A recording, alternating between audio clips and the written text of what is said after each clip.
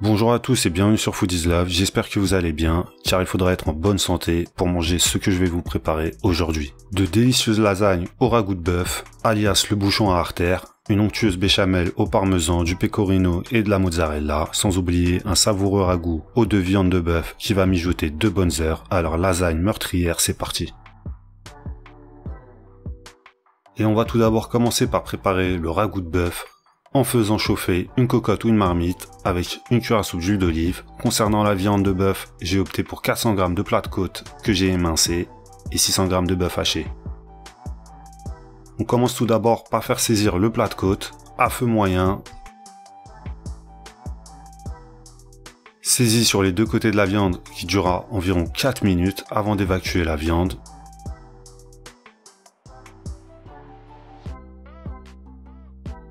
Vient ensuite le tour du bœuf haché, avec le même temps de cuisson. 2 minutes de saisie.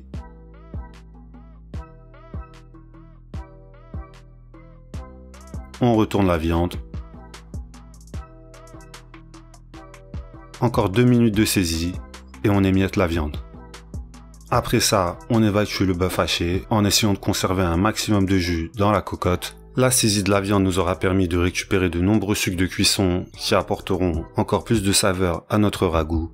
Une fois la viande évacuée, on va pouvoir ajouter dans la cocotte un oignon, une carotte voire 2 si elles sont petites et une branche de céleri. Le tout détaillé en petits morceaux. On assaisonne nos légumes avec 2 pincées de sel et on les fait suer toujours à feu moyen pendant une dizaine de minutes. L'humidité des légumes va permettre de déglacer le fond de la cocotte. Ensuite, on ajoute 3 grosses cuillères à soupe de tomates concentrées. On presse 3 ou 4 gousses d'ail.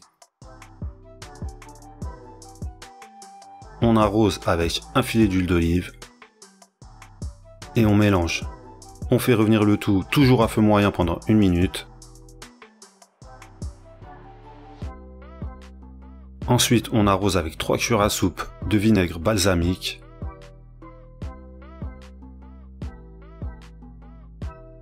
On mélange et on fait revenir la viande dans l'arène.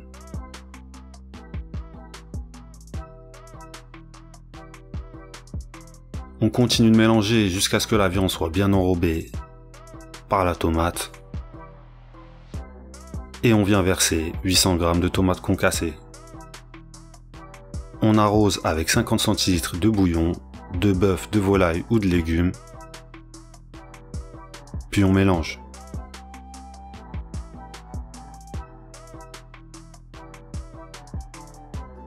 On va également ajouter dans le ragoût 50 g de parmesan, une cuillère à café de sel, 2 ou 3 feuilles de laurier, une demi-cuillère à café de thym, un bouquet de basilic frais, un peu de piment en poudre, quelques tours de moulin à poivre et on mélange.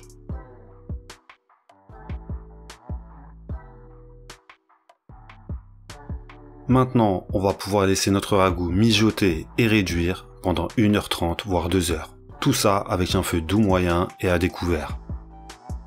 Au bout de 2 heures de cuisson, notre ragoût de bœuf est prêt. Il ne vous reste plus qu'à évacuer les herbes aromatiques, le basilic et le laurier.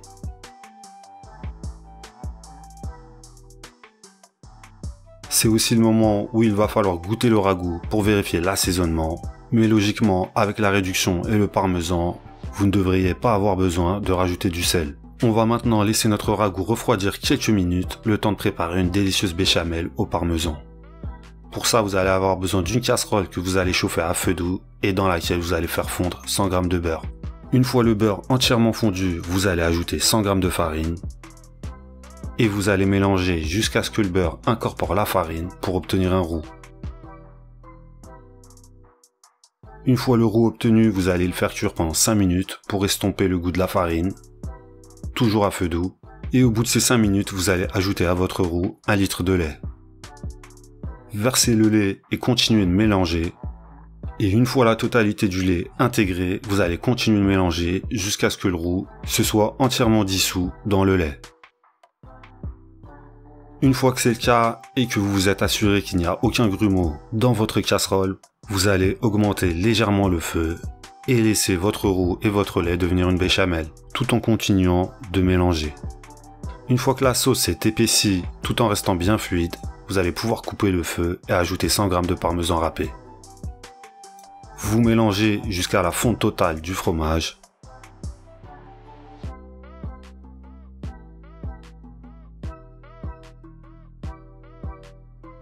Puis vous assaisonnez la sauce béchamel avec une grosse pincée de poivre noir, une bonne pincée de noix de muscade. Vous mélangez un peu et vous goûtez pour vérifier l'assaisonnement. Car encore une fois, le parmesan nous a déjà apporté beaucoup de sel. Pensez toujours à préparer votre sauce béchamel en dernier, ça lui évitera de figer et de perdre sa fluidité. Maintenant, on va pouvoir installer toutes nos préparations dans leur dernière demeure et préparer un plat de lasagne.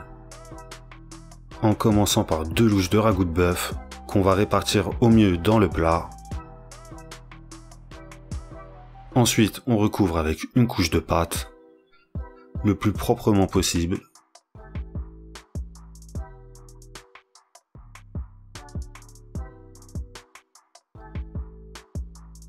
Ensuite, on ajoute de nouveau 2 louches de ragoût. Faites en sorte de bien mouiller les pâtes.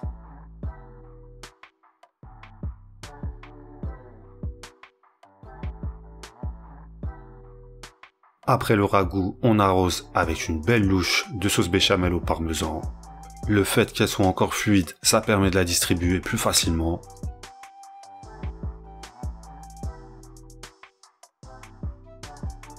Après ça, une couche de pecorino râpé.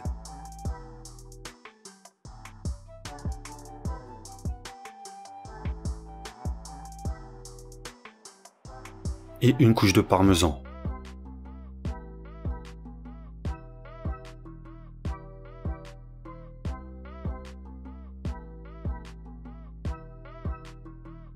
On recommence avec les pâtes,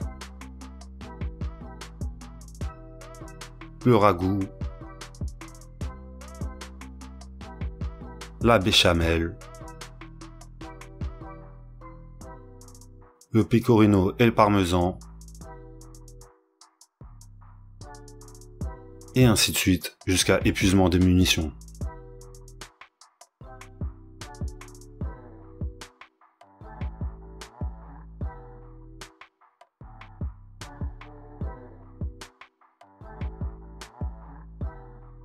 Une fois arrivé au sommet de la tour, vous allez répartir sur vos lasagnes 200 g de mozzarella di bufala.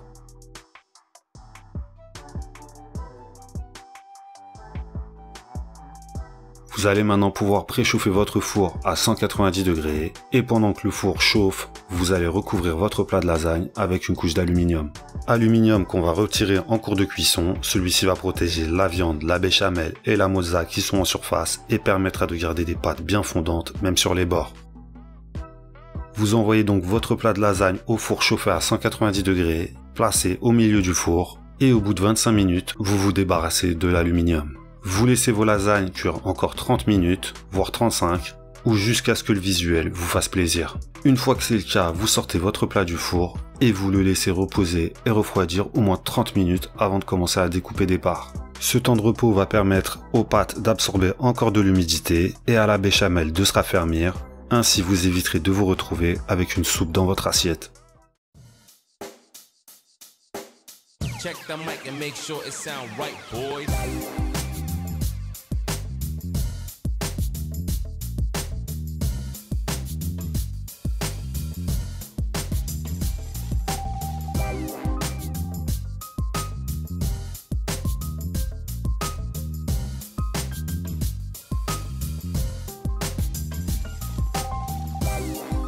Vous allez maintenant pouvoir passer à table avec des lasagnes fondantes, une viande bien aromatisée, des morceaux de plat de côte qui fondent dans la bouche avec un goût légèrement grillé, la douceur de la béchamel et du fromage. Bref, victoire des lasagnes par KO. Comme toujours, j'espère que vous avez apprécié cette vidéo et comme toujours, je compte sur vous pour liker, partager, commenter et me donner rendez-vous à la prochaine vidéo pour une nouvelle recette. Ciao.